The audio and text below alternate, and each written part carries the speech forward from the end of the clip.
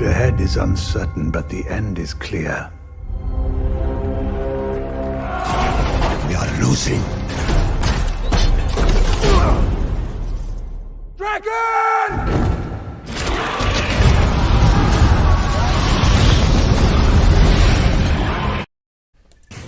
Who's the master?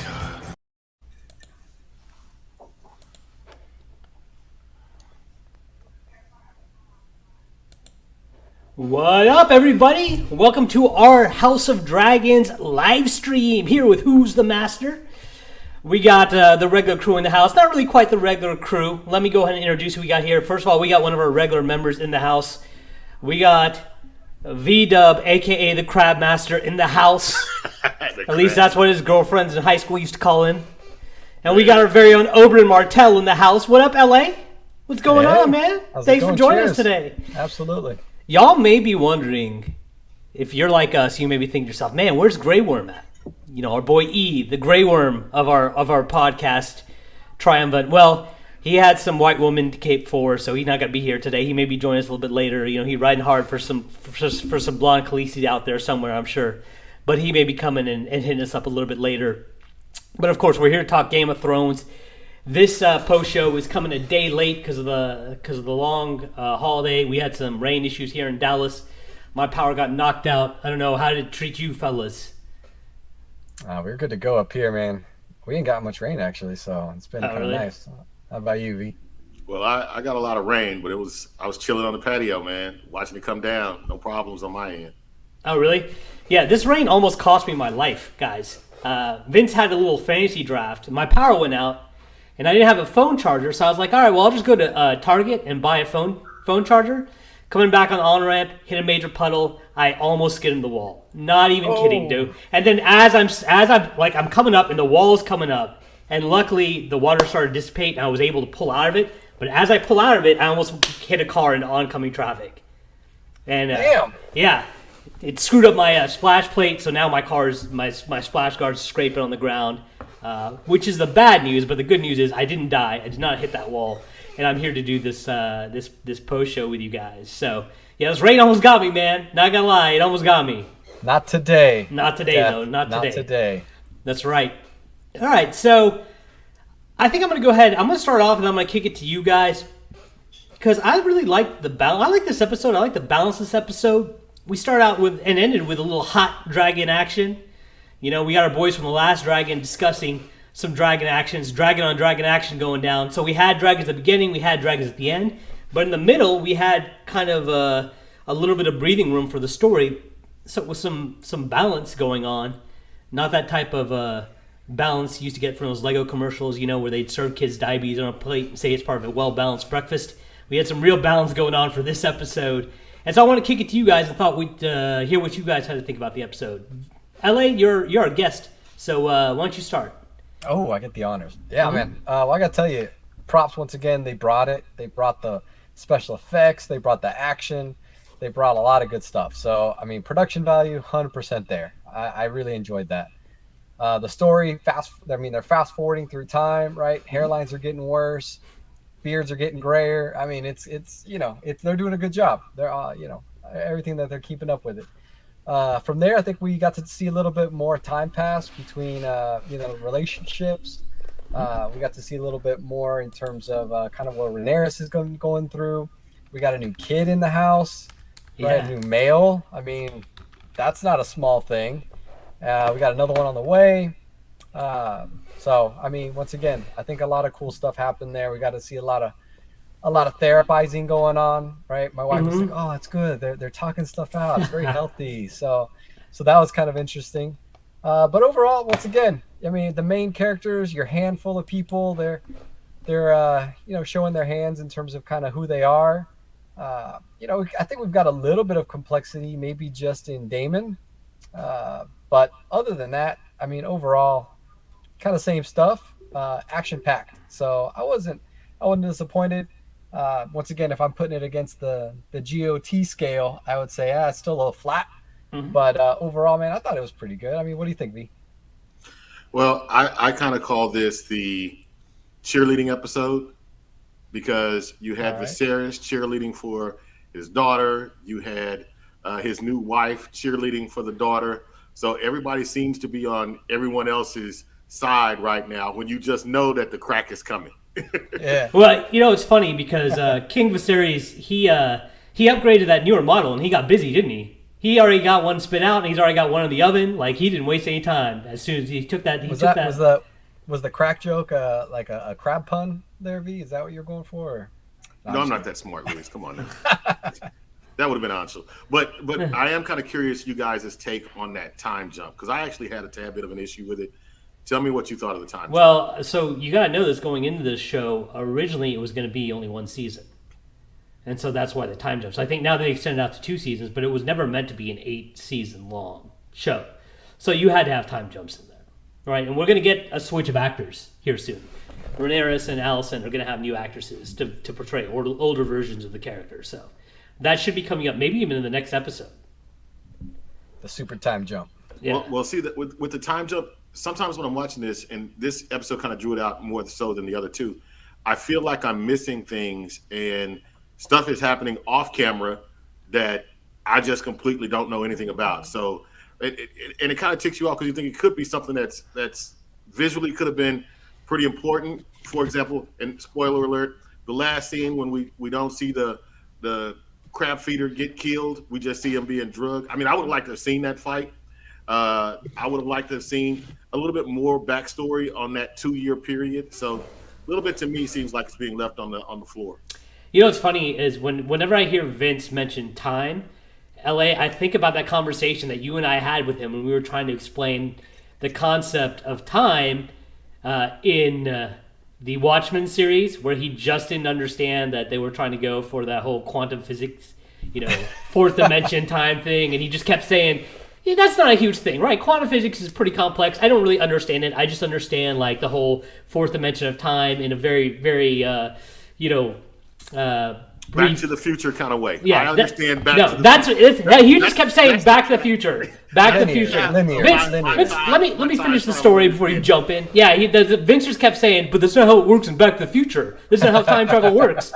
Back to the Future says time travel is completely different. It's like, all right, Back to the Future. Yeah. My understanding of time jumps is limited to 1984 when Back to the Future dropped. That's when I was young. Vince thinks anybody that drives a DeLorean can travel in time. Yeah. You just need a DeLorean 85 miles per hour. 88, road, buddy, 88. Whatever. Keep checking the newspapers. Yeah. You're right. Yeah. No, because I knew they were going to do time jumps, and so it didn't really bother me that much. And the 2-year time filler of what? Like a baby being born? Like we got a ton of peace. And so other than the war with the crab feeder, there's not really a lot going on in the kingdom, so I don't really think you missed anything. Do you guys care about the war with the crab feeder? I mean, I don't feel like they made me really like it's not. I understand the importance to the storyline, but other than I don't care how that war is going because it seems so far apart from the actual story. All right, let me answer this in LA. I'll let you get to your point. It doesn't matter. It was only one episode, so that's it. You didn't need to care about it. Well, see, I thought it was going to build to something else because I thought the crab feeder, to be me personally, I thought he was going to be a major villain in this story. I thought he may have been the Ramses of this show, but apparently not because, hey, the end comes to us all, right? Yeah, it's only, once again, it was only meant to be one season. They're doing anthology type things where it's going to be several different stories from the past of the Game of Thrones universe per season, right? So it was originally going to be this story, and then they're going to jump to a different story, completely different story with all new characters. And I think they've drug this one out to 2 seasons now. So, but yeah, it was never meant to be a full extended 8-season thing like Game of Thrones. So I mean, I will agree with B on this one. Ultimately, kind of the whole. What was the point of it, right?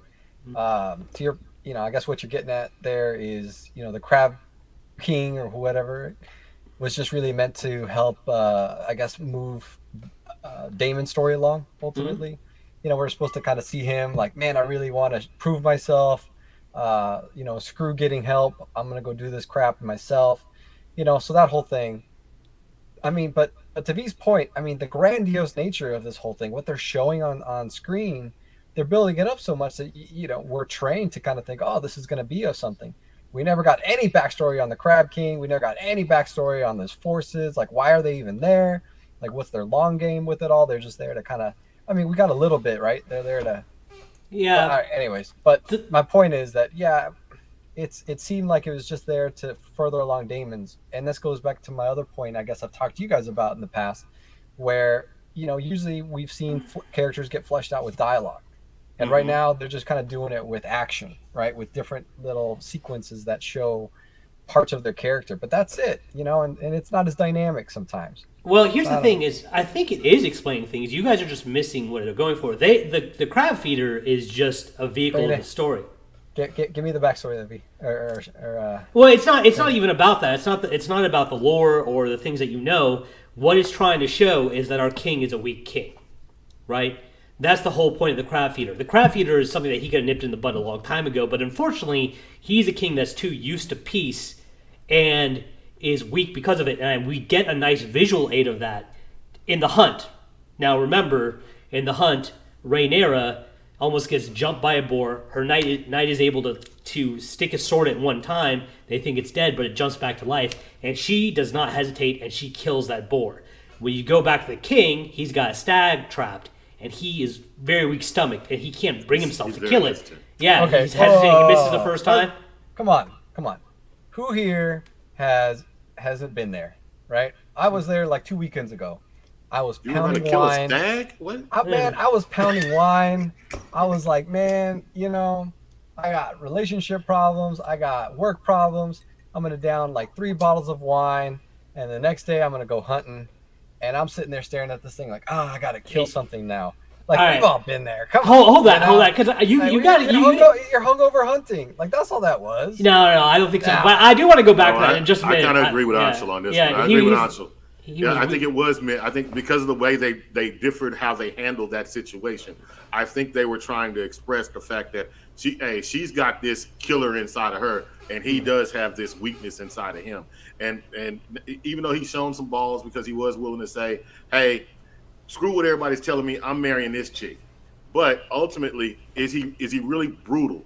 And I think we've seen some characters in this show that are already brutal. When you got a dude that's willing to send let crabs eat people alive, that's brutality. When you see Daemon going through and slicing and dicing, 40 or 50 people look like, that's some brutality right there. And they're trying to show the difference that he doesn't have that side like these other two Targaryens do. All right. So Viserys, man, I wouldn't say that he's weak. I don't think I would go that far. I'm more of the opinion. Hear me out.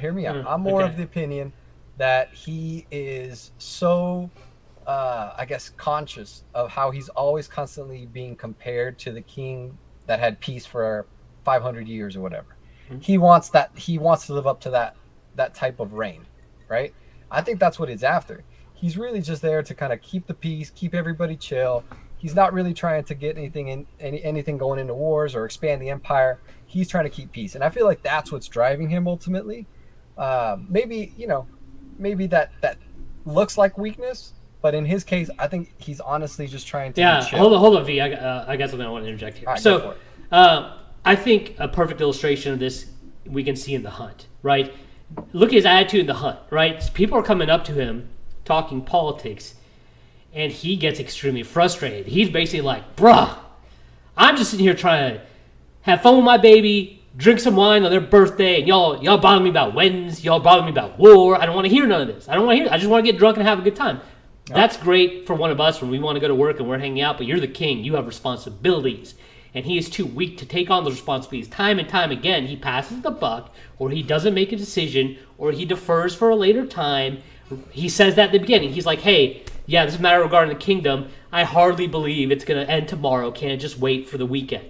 No, you're the leader of a country. Your men are going to war. Your men are dying. You need to make a decision, I don't know, man. And you need to be firm. He's on holiday. Yeah, that's good. Once again, that's great for us. That's why we can never be presidents or kings, right? Because we don't want to work on holidays. But when you're president or king, there is no such thing as a holiday if you're a strong ruler. Vince, you had something you want to interject? Well, I think it kind of goes to like in The Godfather. He's not a wartime consigliere. The king obviously is not brutal. He doesn't have that brutality inside of him.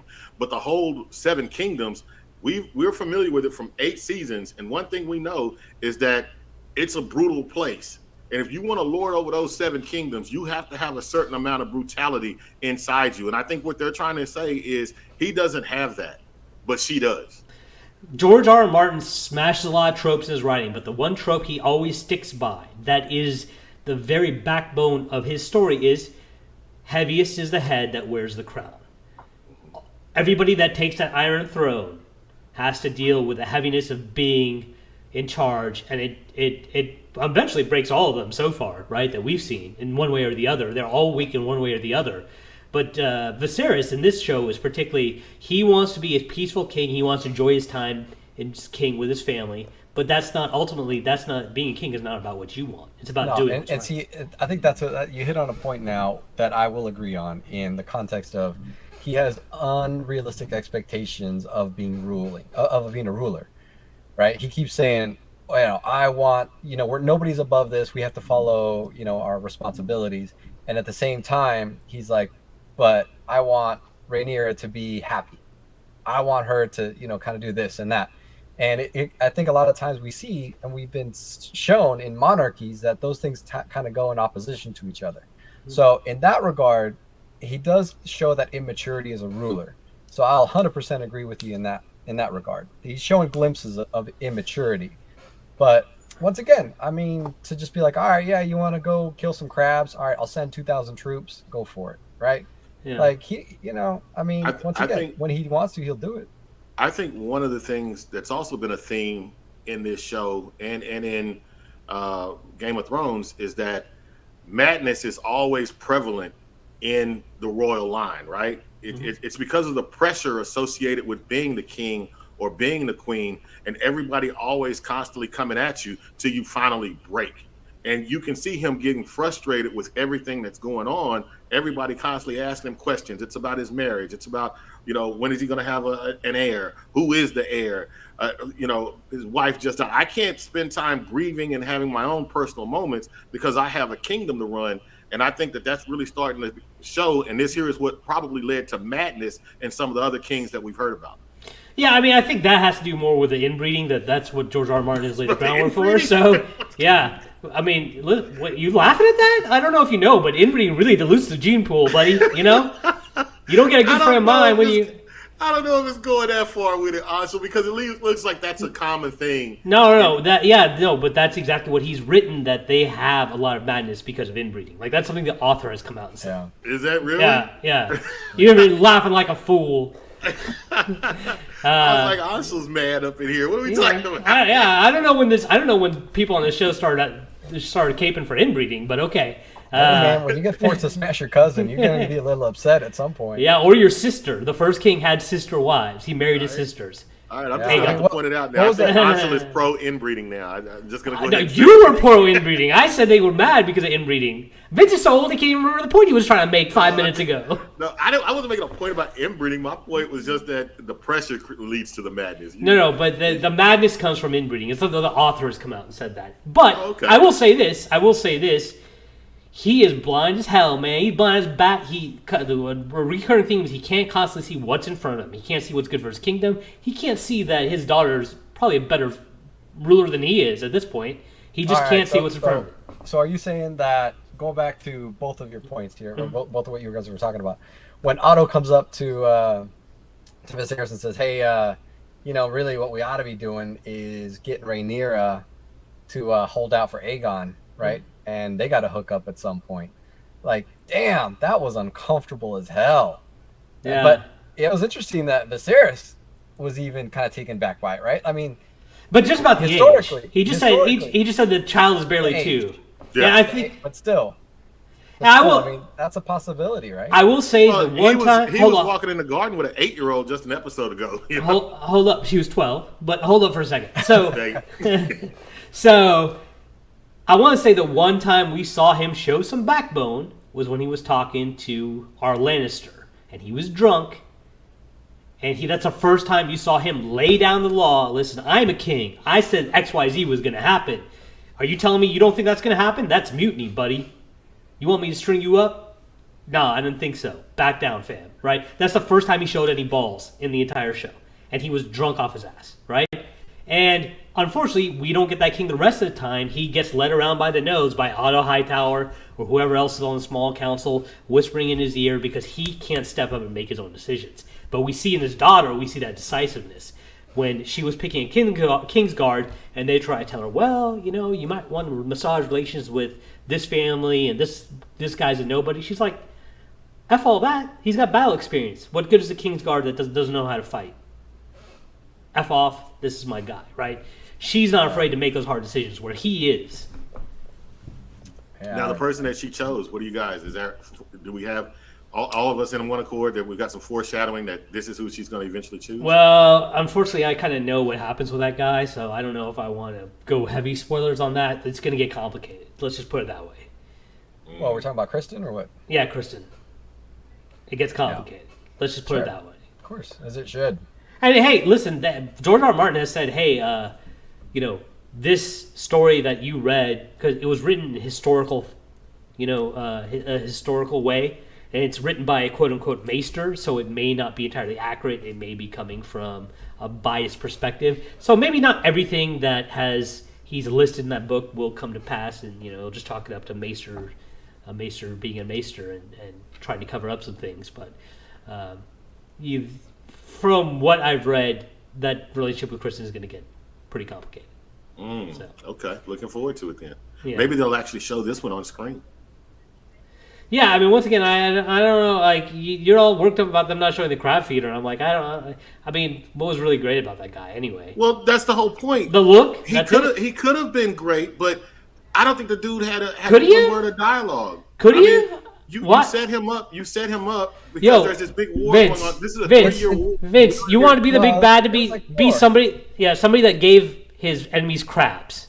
Basically, is what you wanted the big bad to be. That's you in high school. Once again, man. They didn't flesh this dude out at all, and it's a 3-year war. And it seems like because he's not the main story. The main story is the Dance of the Dragons, and you only have a season to do that. So screw the crab feeder. When you got dragon fights, who needs to learn about the crab feeder? Let's get to the dragons. No. You could have fleshed this out and really had the viewer invested in that particular storyline. Why? So that when he does kill him, it's impactful. He's not important to the story. When he killed him, there's no impact. There's no connection. Yeah, but between me and that dude. When Ramses died, I celebrated. Ramsey was in it for 3 seasons. This guy was only going to be in for 3 episodes because he's not part of the central story. He's just there to be an object to show you how the king is being worthless. But you could have done more with it. But you don't have time for it because you have better stories to tell. Well, they need to get 2 of them then. They need to get 2 of them because I haven't seen them. Well, dude, we're 3 episodes in. But I'm just saying I looked at it as a missed opportunity. Okay, whatever.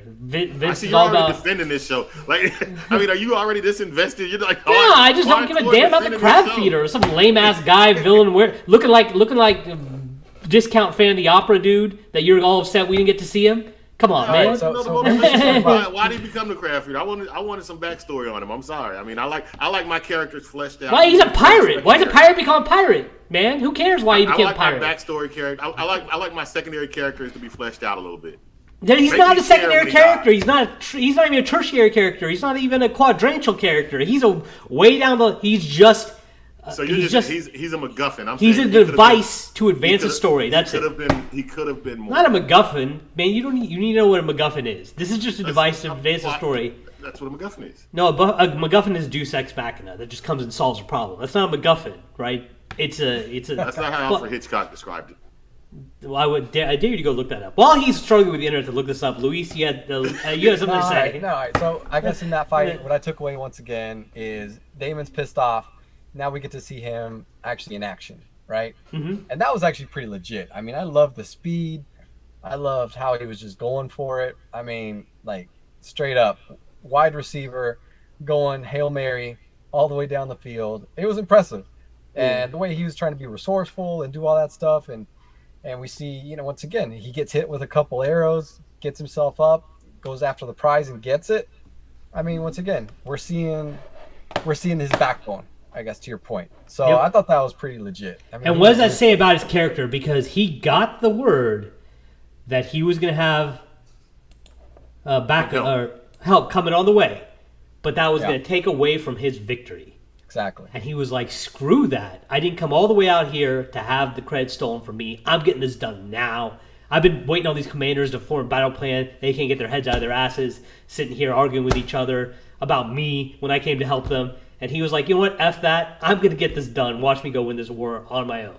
which it wasn't completely on his own, but I mean, he did all the heavy lifting, you know. And so far, every one of his plans always had a hiccup, right? Like, crap, like something went wrong. He didn't think it through all the way. This time, I mean, I think the showrunners kind of built the idea of it going wrong.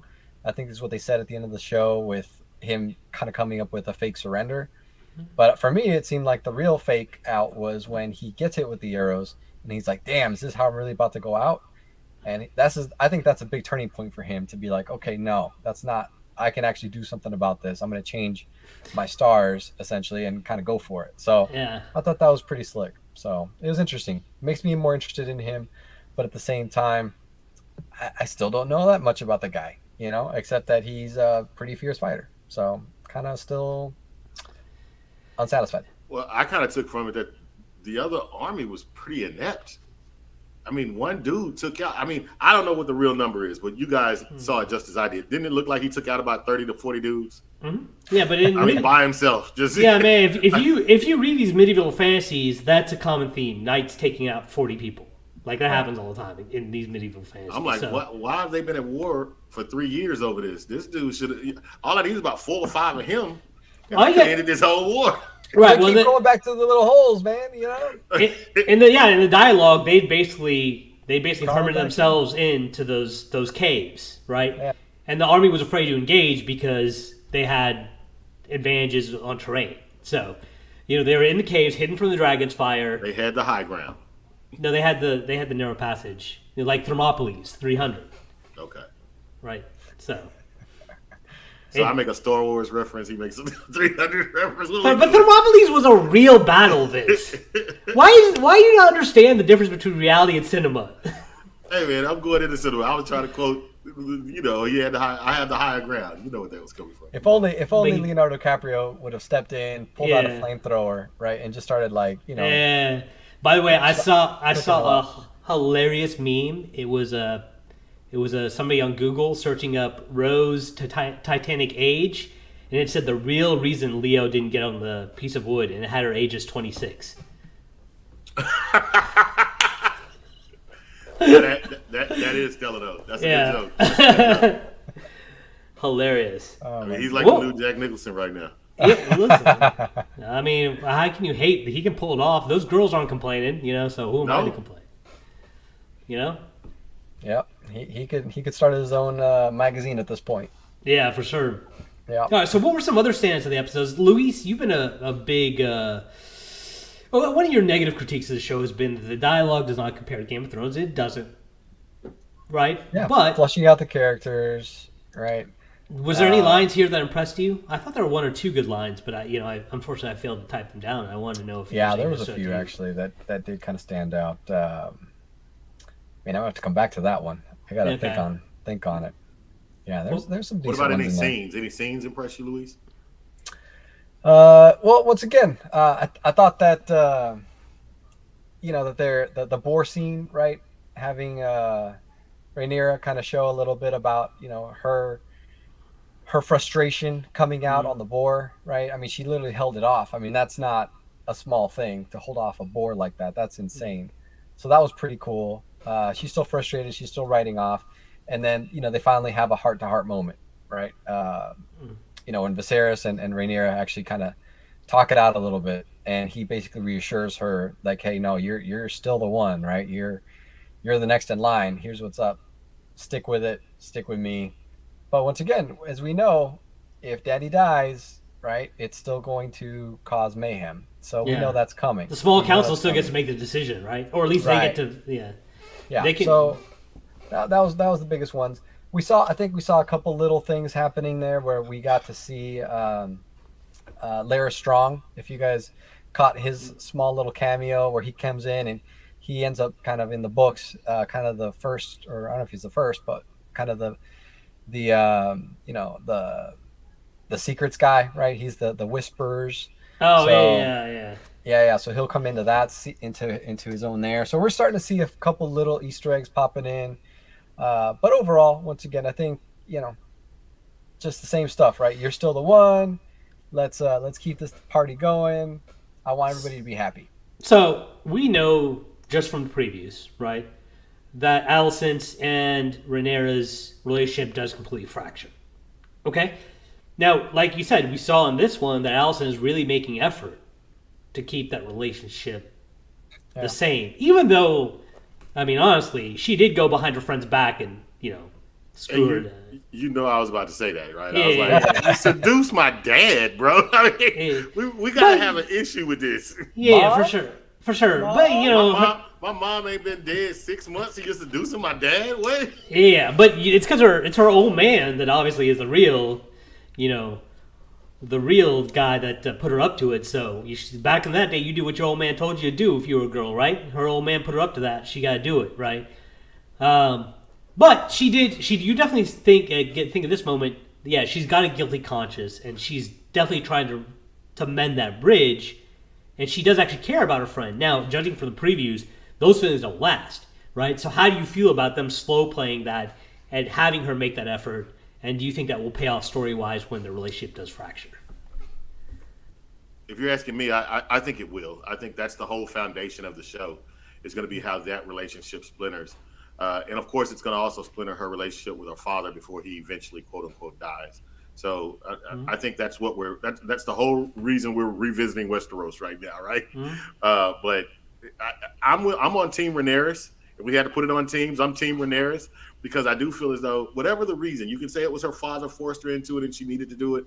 She didn't have any choice. We can say that. But from Rhaenyra's standpoint, you always have a choice. She kind of takes the standpoint of you're your own woman, even though she may be alone in that era. But she does have that, and she's like, you did have a choice. And I don't think she's gonna forgive her. And I believe she's done something that, if it were me in the same shoes with my best friend, I'd consider it unforgivable as well. Yeah, no, you're right. Rhaenyra definitely comes from that empowered viewpoint where she's like, I'm not gonna do what my dad tells me to do, and you should have done that too. But at the same time, you got to understand the context of that show. She's very much against the grain, very much against the norm, right? I mean, even if you're a guy and you're a son, you're doing what your father tells you to do if your father's a lord, right? We can sit here and say happened with her father and her. She doesn't even know that conversation took place. I understand that. I'm not saying that she shouldn't be mad, but we as viewers have the advantage of knowing all the angles, right? So I can understand why she judges her. But we understand the context of why she's trying to mend the bridge. And so we're going to get to see it fracture. And I think that's really good writing because they could have taken the easy way out and just had her be complicit and had her be one of the heavies and be one of the antagonists. But they really want to make you feel for this character. When that relationship fractures, they don't just want you to be straight Team Rhaenyra. They want you to be like, yeah, we're Team Rhaenyra, but we kind of feel for Alicent. And so I think it's going to pay off. I don't know. What do you think, L.A.? I mean, I'm with you on that. I think that there's still more to come. Ultimately, the foreshadowing I think is the big one with this. We're starting to see the cracks ultimately, kind of in everything that happens. And I mean, I can't imagine any kingdom doesn't have cracks, but I guess they're showing this storyline to kind of start showing how they're developing. And obviously, they're going to get big enough to kind of start creating a lot more havoc. Let me ask you guys this though. So we did get to hear Viserys talking about his vision, right? And when when they put in visions into this thing, that's obviously a foreshadowing in and of itself. So when they talk about having a male heir, kind of the foretold leader. I mean, like I said, I haven't read the books, so I'll kind of defer to you maybe on this, or V. I'd love to hear your hypothesis on that. What are you guys thinking? That's talking about. Remember, the books are kind of done in this. They're written in a very just matter of fact, almost like encyclopedia. Yeah, and so we do see in the next episode Rhaenyra talking about a prophecy where her heir shall be the prince that was promised. So I wonder if she also has the same vision, and in a way that makes Viserys' vision true. Now, of course, we know none of them were the prince that was promised. We know there was no goddamn prince that was promised, thanks to season 8. There was a massive letdown. The season that will not be mentioned. All right. Yeah, there's no such thing as a prince that was promised. The joke's on you, Rhaenyra. But yeah, so I guess maybe that's what they're leading to. I mean, ultimately, I don't even know why they put that in the story. Doing the whole prince that was promised, unless they go somewhere with the Jon Snow thing, and maybe they're planting seeds for Jon Snow. Maybe that story eventually pays off. To me, whenever I hear it, I just hear disappointment because, prince that was promised did nothing. He promised nothing, and he gave you nothing. Yeah. You know nothing, Jon Snow, and you do nothing, Jon Snow, apparently. So, I don't know. What do you think, V-Dub? I think his goal is to be liked by everyone. And he's trying to give himself reason for why he's made the decisions that he's made, why he, allowed his wife to be killed for the sake of the baby. I think he just wants everyone to like him. I think it goes back to the part where you and I were talking a little bit earlier about the fact that he has a little bit of gullibility about himself. He's got a little bit of I want to be liked, and he doesn't have that dog within him, and he just gives himself excuses. So I took that more surface level than anything else. I didn't dig too deep into it. I just think we're looking at a king that may not be fit to be one. Yeah, he's a vajayjay, basically, right? He's just a giant vajayjay. That's what he is, right? I'm trying to make sure we don't get demonetized. So, I thought Lewis was going to say it. I was like, no, Lewis, don't say it. Don't say it. Okay. Got to make sure we don't get demonetized. But you know where I'm going with this, YouTube. You know what I was about to say. But yeah, he just, man, that king just irritates me. It's like, grab your balls, dog. But, yeah.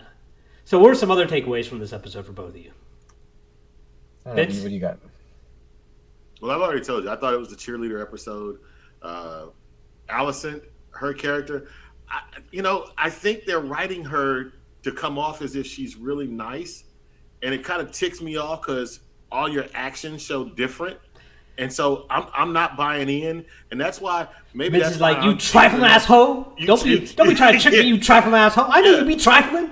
We all see you trifling. We all see you trifling. That's real talk. We all see you trifling. Rhaenyra see you as trifling now. You used to be my homie, now you act like you don't know me. It's kind of like that. Yeah. It's kind of in that same vein, bro. I'm kind of ticked off at you right now, and she wants everything to be peaches and cream while you stabbing me in the back. I just don't trust this chick. That's all I'm saying.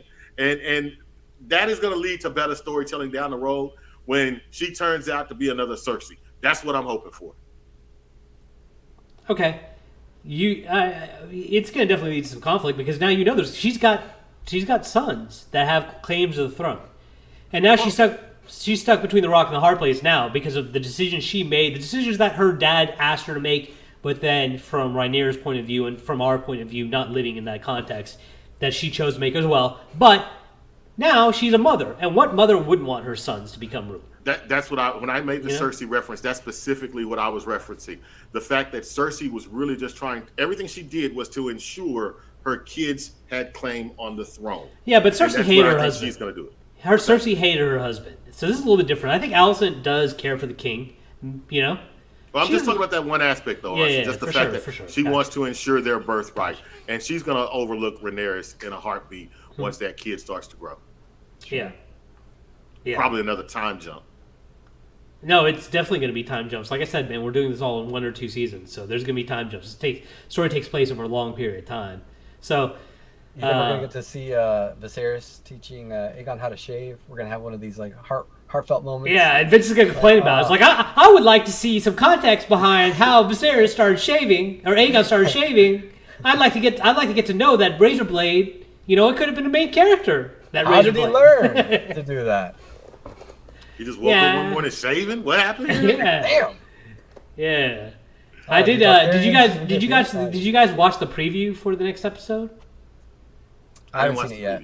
No. Okay. Damon gets a haircut, and he'll be looking kind of funny with that short hair. I didn't like it, so I was just gonna I was gonna ask you guys about it, but yeah, we're definitely gonna get. I think this is gonna be the last episode with these actresses playing Alicent and Rhaenyra. Yeah. And so it'll be interesting to see what happens in this episode. And Aegon, obviously. I mean, he's got to come up, right? So, So what did you think about the introduction of our Lannister? I mean, I think to V's Lord point, Jason Lannister, that's his name. Yeah, Sorry. I think it just, once again, kind of helped to move the storyline forward. Just to show her rebelliousness, ultimately. She's like, I ain't having it. You ain't the kind of guy for me. I mean, it did show, I guess, a little bit in her character, right? What she's actually looking for. She's looking for a little more nobility. She's looking for the real thing. I mean, that's why she picked Kristen in the first place, right? She wants the real thing. She wants real experience. She wants real, whatever it is that they need to be real at. So in that regard, I think we got to see a little bit of that character development, right? I mean, but we're getting crumbles here. I mean, it's fine. So yeah, I think it was just. yeah, it's I think it was classic. I think it was just an Easter egg. I wanted to interject real quick before I let you go, Sure. Vince. Millie Alcock, I just checked the girl that's playing Rhaenyra right now. She's on IMDb for 5 episodes, so we're at least getting 2 more episodes with her. But okay, Vince, over to you. What did you think about the introduction of Casterly Rock? I think that little scene there showed that we've progressed too much as a society. Because I wish I could just walk up to someone and say, "I want you to be my lady wife," and that just happened. Well, it didn't happen. Well, it didn't happen. Yeah. But he had the expectation, like, this here is how things work around here. Well, hey, I just walk up to you and like, "Hey, I chose you. You mine now." It's almost like caveman days. Yeah. Maybe we progressed too much as a society. I'm all about this life right here. Well, back in 1895, when you were in high school, didn't you court some ladies? Didn't you have to go court on some courtships? Well, back in those days, 1899 for you. I only got you about like 3 years on, so come on. Oh no! Right before the turn of the century, you know. Well, why don't we turn the camera? How we did? Why don't we screen share and just have us go work the computer a little bit? We'll see who was born in 1899. You would think this guy thought the machine was a magical item. That's not fair. What are you trying to say? Black people can't work a computer? How are you gonna be racist towards your own race like that? I think you got a distinct advantage. What are we talking about? Yo, before the show, God, Luis was trying to help this man figure out his audio issues. I was like, dude, bro, we don't have time. Like, we still would not be on this live stream if Louis had to work this guy on how to set up his audio. It still wouldn't be happening. It turned out okay. I mean, it turned out, yeah. Clearly, you got the mic pointed up. He's like, "This is just for show, guys. Yeah. I just want to." Yeah, he was looking like the IT expert now. Yeah, he looking like a call center employee now. But, hey, when it's all said and done, I'm on here and it's going great. It's going great. Yeah. Camera's still working, bro. So, what are some things you want to see in the next episode? LA, I'll start with you. Man, what do I want to see? I think I'd like to see a little bit more on Rhaenyra and Kristen's relationship. I'd like to kind of get that going a little bit more. Corlys, man, I mean, you know, he's also got a pretty big backbone. I mean, he's going up there standing up to the king. He's going out and fighting the war. He's worried about his small little slice of the kingdom. So I'd like to get a little bit more on him. I mean, you know, we got Lenore, right? Who's like the queen that was never was. How did that kind of come about? You know, I mean, because clearly there's some open wounds there. So, you know, I guess some of those secondary characters, man, like, you know, what are they going to show us? They're going to guide us, obviously, along with what they're going to be doing, where they're going to take us. But once again, I think these are really interesting characters. They're really dynamic. We're getting more people, more characters that are coming in and kind of whispering to Viserys. And ultimately, you know, I'd like to know can we start getting some hints into what are their underlying objectives? You know, what are they really trying to get at? Let me answer this because both of you had the same issue, and so let me answer this before I kick it back to Vince. The thing is, because I know where the story is going, they're focusing on the characters they need to focus for the Dance of Dragons, right? They're just using the rest of the characters to give you some context about the way the kingdom is and about let you use that to take a look at how the characters deal with some of these issues. They're not really introducing these characters to give them time to breathe because they're not important to the main story. And like I said, we only got a couple seasons of this. We're not going to go 8 seasons deep, so there's really no need to dive into everybody because you'd just be wasting time that you need for the story, right? So it's just moving. I guess it's moving along kind of fast, right? I guess for kind of what we've been used to. Mm-hmm. They're just moving too fast, I guess, to a certain degree. So I don't know. All right, Vince, what do you want to see besides more sister wives? No, I got 2 words for you. 2 words. More Daemon. Period. More Daemon. The show takes off whenever he's on screen. He's the most interesting character on the show. Kind of like you, Luis, most interesting man I know.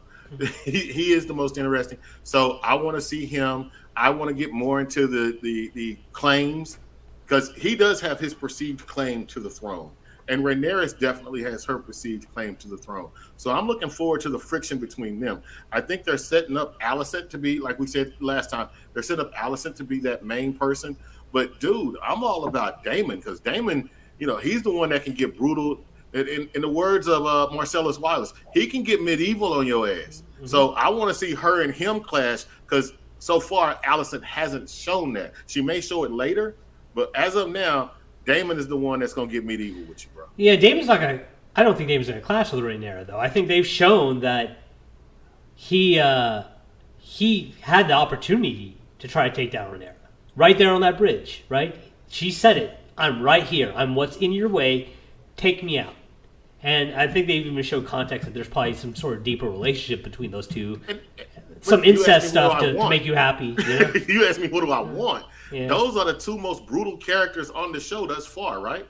So Yeah, you want to see the two most brutal characters clash. If you ask me what I want, Whoa, it's you gonna think be you think Allison's brutal? No. Rhaenyra and Damon. Rhaenyra. Yeah. And Damon Oh, are the two most brutal characters on the show. That's why I want to see those two go at it. I mean, single match battle royal, baby. Bring out the folding chairs. You know what I'm saying? Mm-hmm. I mean, the dragons are coming, right? Yeah. We got good dragon fights if those two got into it. So you ask me what I want. That's what. Yeah, like you say, it might not be that because hey, he does seem like he has a little protective bond with her. But at the same time, if you ask me what do I want, that would probably be it. Okay. What do you want that you think is actually going to happen? Well, we know what's going to happen. We know what's going to happen. Now, what I need to see is when that son grows up, I want to see his relationship, how it's matured with Rhaenyra, because I want to see if there's a conflict there, if there's a genuine love there. I mean, how she approaches him, because she may feel as though she is at odds with him because he does have his own claim and he is a male, and she could feel threatened by that. So I'm curious to know, will they grow up with a familial bond, or is she just going to hate his existence as the years go by? So I'm curious to know how that works out, and I hope that gets played out on screen. Yeah, I can see a little bit of that. Yeah. So if you watch the preview for the next episode, the people announcing what their claims are, that does happen apparently the next episode. So, or at least it seems like it's happening. It seems like that's what they're shooting towards. So you're gonna get your wish there. Listen, do we have a chance to watch that? Can we throw that up? We can. We may get copyright strike, but let's see. If we can Okay. throw that All up. right. Well, don't get stricken. Okay. Just saying. Okay. I was just curious, since this is clearly something that you're feeding off of, which sounds like it's a big deal. But I think to your point, V, while I was looking that up, you've got Damon and Rhaenyra who have that type of relationship. I mean, they clearly have a big brother, little sister thing going on to a certain degree themselves, right? So I think that would be really interesting if Rhaenyra kind of develops something similar to Aegon as he grows up. Who knows? But she's clearly kind of already in the mindset that, I'm the firstborn, so it doesn't matter. And I think my mom used to always say, you don't come between family, right? And so I do believe there's going to be, Alicent and Rhaenyra. Nobody looks at Alicent as if she's family. Maybe her children will be looked at as family, but they don't look at her like that. She's an outsider that's interjected her way into our dynamic. So I think when she starts to come between family, I think that Rhaenyra and Damon, they're both gonna have all kind of issues with her. Yo, man, you never heard of Anna Nicole Smith? Young girls be coming in the way of old man's families all the time, bro. It happens, but how are they viewed by that family? That's what I'm saying. By the family that didn't get the money, they're not viewed well. But by the old man that's giving away the money, it's whatever, right? I got what I wanted. Let me ask you this. Hold on, let me ask you this thing. So, do we know anything? I mean, we already got the hand of the king. Anna Nicole Smith? I think we need to step down on that one for a minute. Alicent is Anna. Where else could you have gotten that there from? Who's the master? Yeah. Alicent just got compared to Anna Nicole Smith. And there is so much validity to the comparison. I can't even rag on you for it, Asha. I love it. Yeah, you two tell me if I'm wrong, She basically married her sugar daddy, who just happens to be king of the realm. Of the seven realms, and in charge of dragons and whatnot, but and she's the only one that benefited, right? Yeah. I mean, she didn't have crap to her name. I mean, we got him as the dad's king of Otto, he's the hand of the king. He's already up in there. So that's what? As high as his station will go. Yeah, so that's exactly the point. Is like, well, what was the? Usually, he should be trying to unite kingdoms. He should be extending his reign. He's the one preaching about that, right? To go out and marry to do this. And he just goes out and get his Anna Nicole Smith. So, I mean, I like it. I'm on board. Yeah. I'm on board. Hey, genius, also. Today we give you the master, bro. I like that. I love that one. Who's Dilly the master? It's Shogun Singh over here this time for that one. Shogun Singh came through on this episode. Shogun. So, all right. So, any last thoughts on the episode? Any last thoughts on the show before we wrap it up? Are we going to rate it? Yeah, we'll rate it, but let's go last thoughts and then we'll rate it. We got about 10 minutes, so. We'll start with you, V-Dub. Yeah. Last thoughts on the show. Once again, I think they are laying a pretty good foundation for coming drama because I am invested in the different relationships between Rhaenyra, Alicent, Daemon. Still waiting on the king to die because I know that's when all the conflict is really going to start to pop off. That's when the gang violence really happens. So I'm waiting on that. But overall, I do like the setup. I do like the structure of the show so far. And the characters that came through up to this point. So overall, hey, I'm waiting. We'll see how it goes. I know I'm like Aaron. Hey, after season 8, I got a little trepidation. Still have a little trepidation on where this may go. But as of now, I think they've laid a pretty decent foundation. Yeah, I'm curious as how you're going to rate this. We'll get to that in a second. But first one of these we did, if you're just now watching this for the first time, Vince had nothing but effervescent praise for the show the entire time we're talking. And then when it came time to grade it, he said it was a 6. So he's had some complaints this time. So we'll see. This is going to be interesting when it comes down to grading it. But LA, let's get your final thoughts. Yeah, appreciate it. So once again, I mean, I think we've got some great progression in the stories. We'll get to see a lot of great stuff from Daemon. We're starting to see kind of how they're moving everything, the dynamics, particularly the dynamic between Rhaenyra and Viserys. They're trying to keep that stronger. They're trying to bolster it a little bit, but we are seeing obviously some perceived weakness, and I think that's going to show the cracks. That's the harbinger of the whole thing. I'd like to see, like you said, what it is that they're trying to do with the characters that they are trying to emphasize at the speed at which they're doing.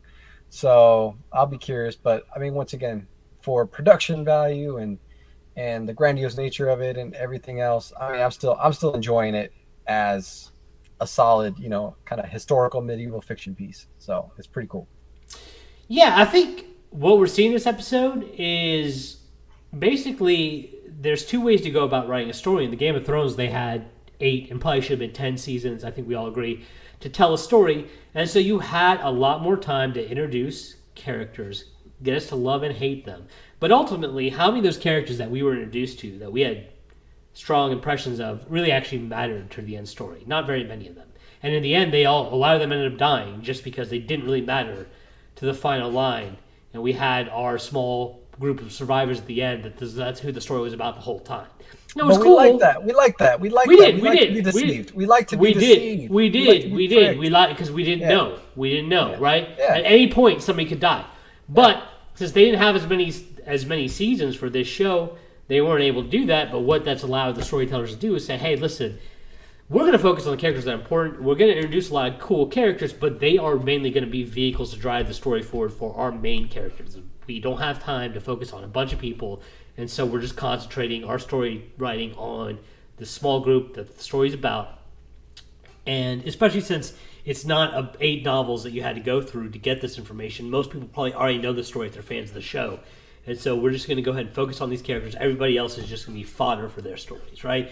So is it as good as Game of Thrones? I think we end up making comparisons all the time in every one of these post shows. But it's funny because we still love the show. We all constantly just say it's not Game of Thrones, it's not Game of Thrones. What do you think about the show? Love it, right? And so I think it's a cool little trick that they pulled here. So yeah, I enjoyed the show. There was a point where I thought it was going to be slow, but it definitely, to me, had a lot of nice balance, like I said earlier. So let's go ahead and get to the grading. LA, you're a guest of honor. In honor of unity, if you've heard the news, we all live here in Texas. Indians and Hispanics haven't been very unified in these parts. There's been some divisions that have been going on thanks to some alcohol. So Louis and I, we're going to fix those problems right now. I'm going to go ahead and say, Louis, as my Hispanic friend from another culture who I love, I want you to go ahead and do the honors and get the first dibs at grading. I appreciate that. So we're doing 1 to 10, right? Is that how we're? Yeah. So we probably need to introduce you to our new grading scale, right? Yeah. It's new, and so maybe not all of our viewers have seen it. 8 through 10. If it's 8 through 10, it's got the glow. If it's 1 through 5, it's trash.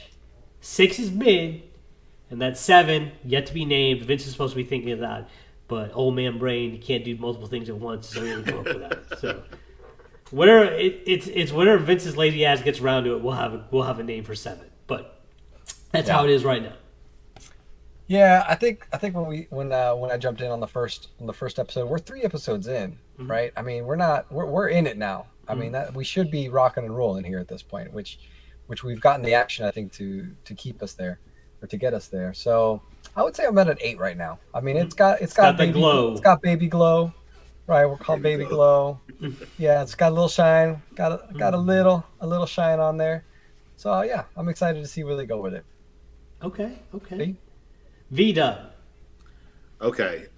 When I tune into House of Dragon, I better see dragons kicking ass. Check.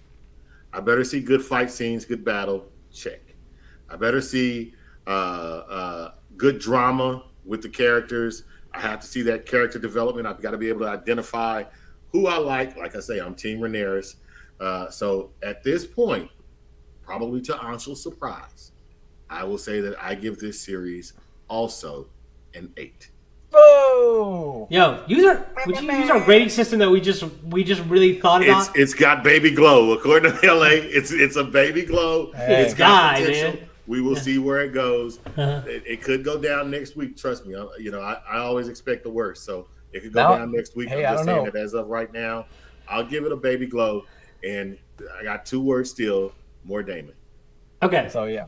All right. So, I'll say this too. At the end of the day, he's Team Rhaenyra. I think I'm Anatina Nicole Smith at this point, because that's the underdog. Yeah. Now that you put that in context, or thing, wow. Yeah. So hey, I was just the master with that one. I give it to him. Yeah, I do think it's funny that you said, "Hey, when I tune into Game of Thrones, I want to see battles, of which there's like 1 per season." But you apparently think it's every episode, and you want to see dragons, which they didn't show up to like season 5, but you apparently think it's every episode. But it's called House of Dragons. I got to see some dragons, bro. All right, fair enough. I'll give you that. The battles, they usually don't have this many, but since they are doing a quicker story, we'll probably see a lot more battles. So you're probably gonna get a lot more of that. At the end of the day, once again, I come back to this every single time. I come back to this in the review.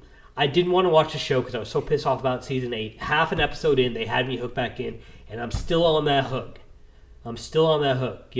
So, yeah, for sure, it's got that glow. And until further notice, until some sort of writing catastrophe happens like happened in Season 8, it's got that glow. Fortunately, they're not trying to bite off more than they can chew. They're only doing a couple of seasons. So, I'm thinking that it's going to stay that way. So, if you guys have not watched House of Dragons, I strongly consider watching it. LA and V-Dub feel the same way. Go check it out. Then come back. Watch this review, comment below, hit that subscribe button, hit that notification button, and that way you're ready for the next time we do one of these post shows, which hopefully LA will join us for more of these. You'll be notified. You can sit up in the comments, squat up in those comments, and participate as well. So I want to thank all of you for joining us. LA, I want to thank you for joining us as well. Vita, whatever. It's fine. You're here. Yeah. No, right. Hey, thank you for being here. Thank you for being here. Late. We were late because of you, but what else is new? So, all right, guys. We're a day late because of you. We're a day late because of God, dude. You can't blame me for these thunderstorms. Excuses, bro. Excuses. God just yeah. God is the one that created this flood. God for me. Come on. Yeah. That sounds very dramatic, America. I'm just saying. Yeah. Okay. Well. Once again, this is YouTube, not America's Funniest Home Videos. Stop shining on America. Thanks for joining us, YouTube and America and whoever else is watching. Till next time, peace.